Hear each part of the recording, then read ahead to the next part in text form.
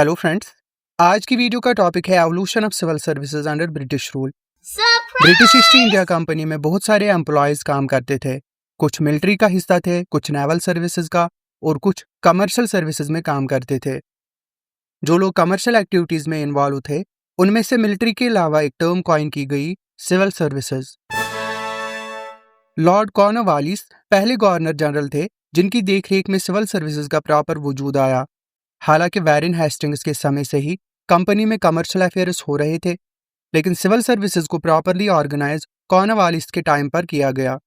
इस वजह से कॉर्नवालिस को father of Indian civil services कहा जाता है। Oh my God. उस समय सिविल सर्वेंट्स किसी कंपटीशन के थ्रू अपॉइंट नहीं होते थे, बल्कि उन्हें कोर्ट ऑफ डायरेक्टर्स नॉमिनेट करते थे। कॉर्नवालिस के समय सिविल सर्वेंट्स को ज्यादा रिस्पॉन्सिबिलिटी और अथॉरिटी दी गई। अगर हम सिविल सर्वेंट्स की बात करें तो सिविल सर्वेंट्स दो कैटेगरीज में डिवाइडेड थे। कोविनेंटेड मतलब हायर पोस्ट्स, अनकोविनेंटेड मतलब लोअर पोस्ट्स। कोविनेंटेड सिविल सर्विसेज में सिर्फ ब्रिटिश ऑफिसर्स को ही अपॉइंट किया जाता था, जबकि लोअर पोजीशंस पर इंडियंस अपॉइंट किए जाते थे। सिविल सर्विसेज में करप्शन काफी ज्यादा हो गया था, इसीलिए कॉर्नवालिस ने इसे खत्म करने के लिए कई मेजर्स उठाए, जैसे सिविल सर्वेंट्स की सैलरी को बढ़ाया, प्राइवेट ट्रेड में इन्वॉल्व होने से स्ट्रिक्टली मना कर दिया गया, स्ट्रिक्ट रूल्स बनाए गए और उन्हें स्ट्रिक्टली एनफोर्स भी किया गया। इसके अलावा ये भी तय हुआ कि प्रमोशन सीनियरिटी के बेसिस पर होंगी, मतलब हर 5 से 6 साल के बाद प्रमोशन मिलता रहेगा। कॉर्नवालिस गवर्नर जनरल रहे 1786 से लेकर 1793 तक, और उनके बाद लॉर्ड वेलेस्ली 1798 से 1805 तक गवर्नर जनरल रहे। वेलेस्ली के रूल में भी सिविल सर्विसेज में एक बड़ा चेंज लाया गया। वो ये था कि 1800 में फोर्ट विलियम कॉलेज एस्टैब्लिश किया गया, जहां न्यूली रिक्रूटेड सिविल सर्वेंट्स को इंडिया में ट्रेन किया जाता था। लेकिन जैसे ही वेलेस्ली का कार्यकाल खत्म हुआ तो 1806 में कोर्ट ऑफ डायरेक्टर्स ने फोर्ट विलियम कॉलेज को डिसअप्रूव कर दिया और उसके बदले इंग्लैंड में ईस्ट इंडिया कॉलेज एस्टैब्लिश किया गया, हैलीबरी में, जहां पर सिविल सर्वेंट्स को 2 साल की ट्रेनिंग मिलती थी। फिर आया चार्टर एक्ट ऑफ 1853, जिसमें सिविल सर्विसेज से रिलेटेड कुछ बड़े बदलाव किए गए।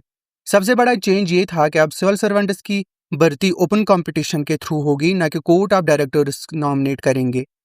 एक्चुअली पहले भी चार्टर एक्ट 1833 में ओपन कंपटीशन की बात हुई थी, लेकिन कभी इंप्लीमेंट वो बात नहीं हुई। तो हम कह सकते हैं कि 1853 से दोबारा ओपन कंपटीशन की शुरुआत हुई, और इस ओपन कंपटीशन की रिकमेंडेशन मैकेली रिपोर्ट में भी की गई थी। अब जब कंपटीशन होना है तो एक बॉडी की जरूरत थी। इसके लिए सिविल सर्विस कमीशन एस्टैब्लिश किया गया लंदन में 1854 में, यानी चार्टर एक्ट के 1 साल बाद इस कमीशन ने 1855 से एग्जाम्स कंडक्ट करने स्टार्ट किए। लेकिन ये एग्जाम सिर्फ लंदन में होते थे और इनमें बैठने के लिए एज लिमिट 23 ईयर्स रखी गई थी।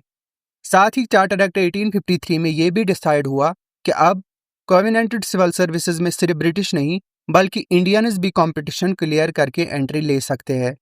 फिर आता है इंडियन सिविल सर्विसेज एक्ट 1861, जिसके जरिए कुछ और चेंजेस किए गए, और इसके अलावा यह भी क्लियर किया गया कि इसका syllabus great in classical learnings पर ही बेस करेगा। साथ ही साथ ये भी कहा गया कि अपॉइंटमेंट तभी होगी जब सेक्रेटरी ऑफ स्टेट दोबारा अप्रूवल दे। जैसे कि हमें पता है कि जब से ओपन कंपटीशन की शुरुआत हुई थी, यानी 1855 से लेकर 1859 तक, तब तक एज लिमिट 23 ईयर्स रखी गई थी, लेकिन 1860 में एज लिमिट को 22 कर दिया, और तब भी एग्जाम्स लंदन में ही कंडक्ट होते थे। इन्हीं कंडीशंस के बीच में सत्येंद्रनाथ टैगोर, जो कि रविंद्रनाथ टैगोर के बड़े भाई थे, उन्होंने Indian civil service exam qualify कर लिया, और ये पहले इंडियन थे जिन्होंने ICS एग्जाम क्वालिफाई किया था। उसके बाद 1866 में एज लिमिट को और घटाकर 21 ईयर्स कर दिया, लेकिन इसके बावजूद भी 4 इंडियंस ने ICS एग्जाम क्रैक कर लिया। इंडियंस लगातार इंडियन सिविल सर्विसेज में एंटर करते जा रहे थे। ऐसे में 1878 में एज लिमिट को और घटाकर 19 साल कर दिया गया। सिविल सर्विसेज से रिलेटेड एक और चेंज 1878 से लेकर 1879 के बीच में हुआ। उस वक्त वाइसरॉय थे लॉर्ड लिटन।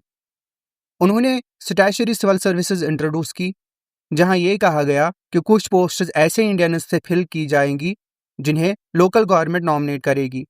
हालांकि ये अपॉइंटमेंट सेक्रेटरी ऑफ स्टेट और वाइसरॉय के अप्रूवल के बाद ही होती, लेकिन ये सिस्टम फेल हो गया और बाद में इसे अबॉलिश कर दिया गया। इसके कुछ वक्त बाद 1885 में इंडियन नेशनल कांग्रेस बनी, वहीं से बड़े स्केल पर सिविल सर्विसेज रिफॉर्म्स की डिमांड उठनी शुरू हुई और इसका effect government of India act 1919 में दिखाई दिया।